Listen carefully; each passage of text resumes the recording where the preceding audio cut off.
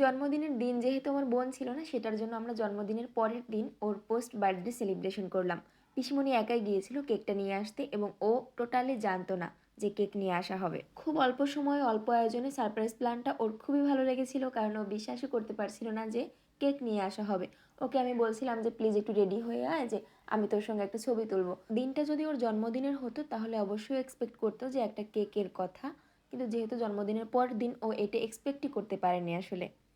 তো যাই হোক, অল্পের মধ্যে অল্প আয়োজনে খুবই ভালো হয়েছিল। আমরা বাসার সবাইকে মোটামুটি দাওয়াত দিয়েছিলাম।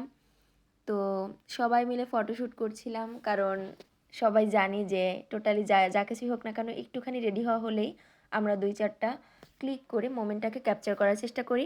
অনেকে মনে করে ছবি তোলাটা একটা রোগ, কথায় কথায় কেন ক্যাপচার করতে হবে, কেন সেলফি তুলতে হবে, কিন্তু আমি এটা মনে করি না। আমি মনে করি ছবি তোলাটা হলো একটা মেমোরি। 5 বছর পরে যদি আমি এই ছবি দেখি, আমার নিজেরই খুব ভালো লাগে যে এইটা হয়েছিল।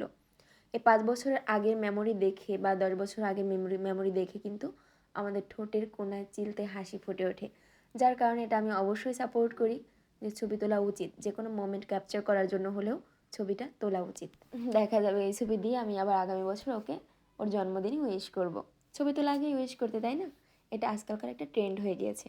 তো সবার সঙ্গে সবার ছবি তোলা হলো, ফ্যামিলি পিকচার তোলা হলো। তারপরে ও যেহেতু এতটা টায়ার্ড ছিল, তো ভাবলাম যে আর বেশি দেরি না করে আমরা মোটামুটি কেকটা কেটে ফেলার আয়োজন করে নিই। তো কেকটা কেটে ফেলার আয়োজন করে তারপরে কেকটা কেটে নিলাম।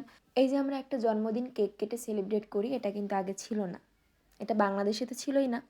15 শতাব্দীতে জার্মানরা প্রথমবারের মতো বাজারে নিয়ে আসছিল একটা কেক, একটা স্তর বিশিষ্ট কেক। কেক কেটে জন্মদিন উদযাপনের এই রীতিকে তারা নাম দিয়েছিলেন কিন্ডার ফেস্ট, অর্থাৎ বাচ্চাদের উৎসব। আমরা এখন যে কেক কেটে জন্মদিন উদযাপন করি, এরকম আধুনিক কেক প্রথম বাজারে আসে 17 শতকে। তার আগে কিন্তু এটা বাজারে ছিল না। আর তাছাড়া কেকটা আজকালকার যুগের একেবারেই ফ্যাশন হয়ে গেছে বাঙালিদের জন্য।